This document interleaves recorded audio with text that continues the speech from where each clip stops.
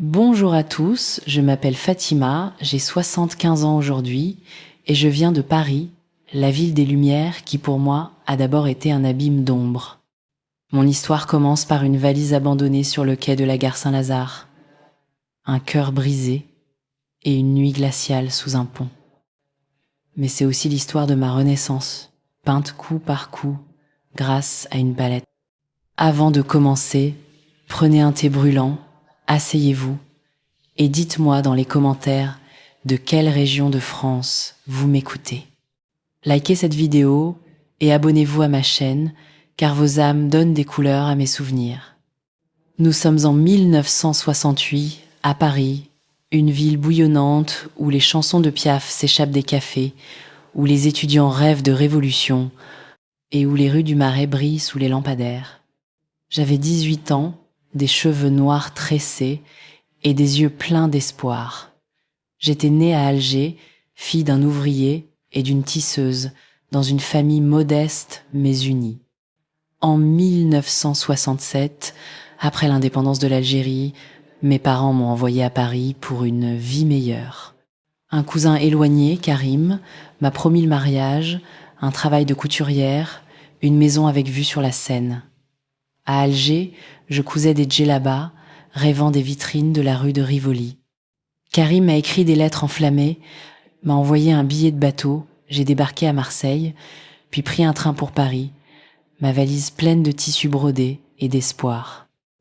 Mais Paris n'était pas un conte. À la gare Saint-Lazare, en octobre 1968, Karim m'a accueilli avec un sourire crispé. On verra pour le mariage, a-t-il marmonné, me conduisant dans un taudis à Belleville, une pièce humide avec un matelas taché. Il m'a pris mes papiers, disant qu'il les garderait en sécurité. Puis, une nuit, il a disparu, emportant mes 500 francs, mes tissus, ma valise. J'avais 18 ans, seule, sans argent, sans identité, dans une ville qui ne voulait pas de moi. Les voisins, entassés dans l'immeuble, m'ont chassée. Pas de place pour les filles comme toi. J'ai erré dans les rues, mes chaussures trouées, mon châle algérien, déchiré d'automne. Paris, avec ses boulevards éclatants, était un miroir cruel. Je n'y voyais que ma misère.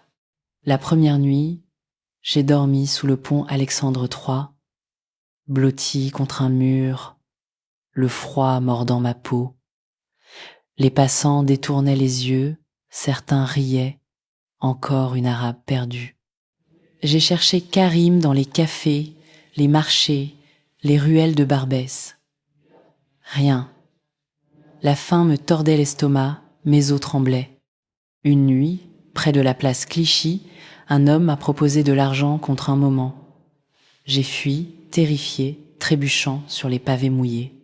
À Paris, en 1968, une immigrée sans papier n'était qu'une proie, j'ai volé une pomme dans un étal, honteuse pour survivre. Chaque regard était une lame, chaque porte fermait un mur. Je me regardais dans les flaques d'eau, ne reconnaissant plus la fille d'Alger. En novembre 1968, alors que la pluie trempait mes os, une ombre s'est arrêtée près de moi, sous le pont des Arts.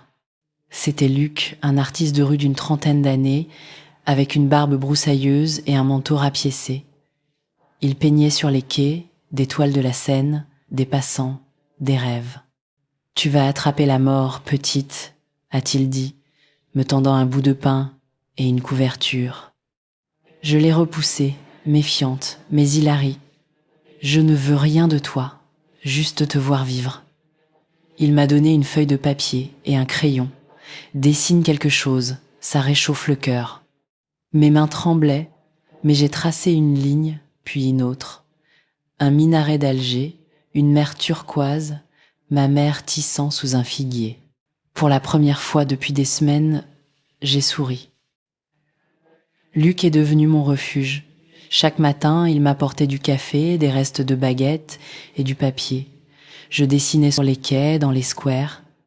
Mes croquis, d'abord timides, capturaient Paris, les gargouilles de Notre-Dame, les amoureux du canal Saint-Martin, les pigeons de Montmartre. Luc les montrait aux passants qui laissaient quelques centimes, parfois un franc. « T'as du talent, Fatima, disait-il, ses yeux brillants. Mais la vie restait dure. » Je dormais dans des abris de fortune, une cave à Pigalle, un entrepôt à la Chapelle. La police me chassait, me traitant de vagabonde. Une nuit, un voleur m'a pris mes dessins, me frappant au visage. Mon œil a enflé, ma lèvre a saigné, mais je refusais d'abandonner. Luc m'a trouvé, pleurant sous un réverbère. « Tiens, prends ça, a-t-il dit, me tendant une palette, des pinceaux et 3 tubes de peinture. Fais de ta douleur une œuvre. » Cette palette a changé ma vie.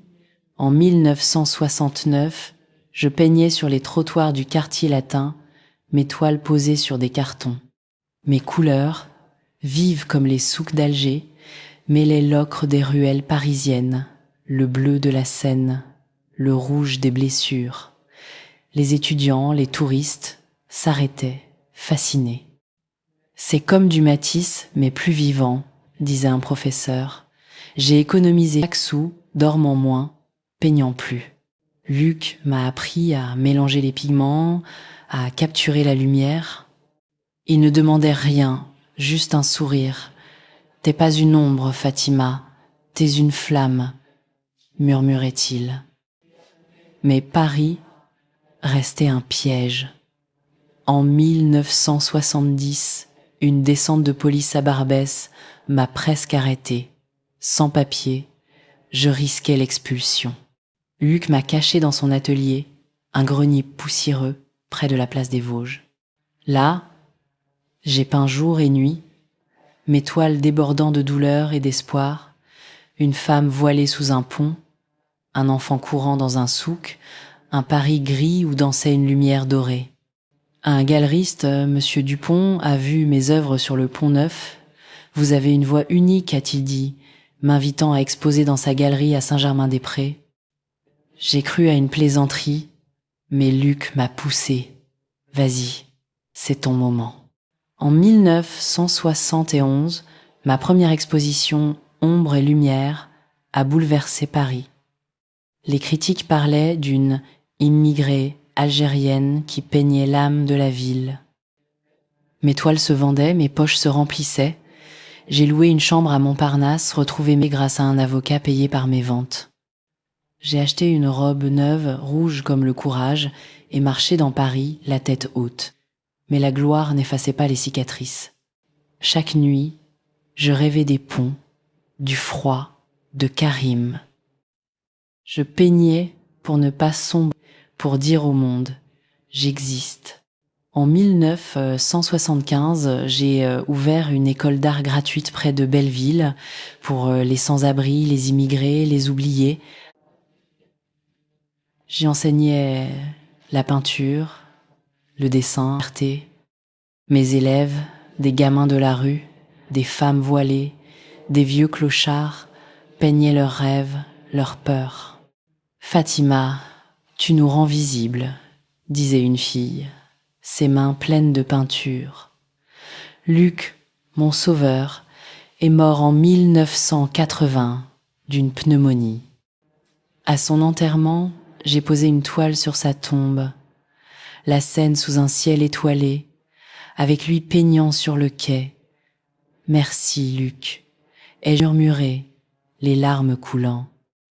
Aujourd'hui, à 75 ans, je vis dans un atelier à Montmartre, entouré de toiles, de pinceaux, de lumière. Mes tableaux sont dans des musées, de Paris à Alger. Mon école existe toujours, portée par mes anciens élèves. Mes cicatrices, visibles et invisibles, racontent une histoire de survie, de couleurs, de flammes.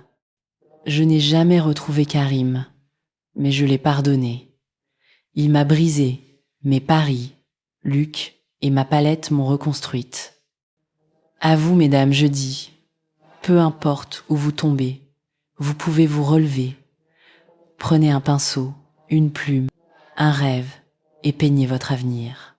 Si mon histoire vous a touché, likez cette vidéo, abonnez-vous et dites-moi en commentaire d'où vous m'écoutez.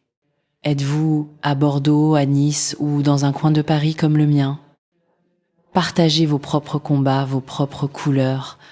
Ensemble, nous sommes des toiles vivantes, éclatantes, indestructibles. Merci de tout cœur.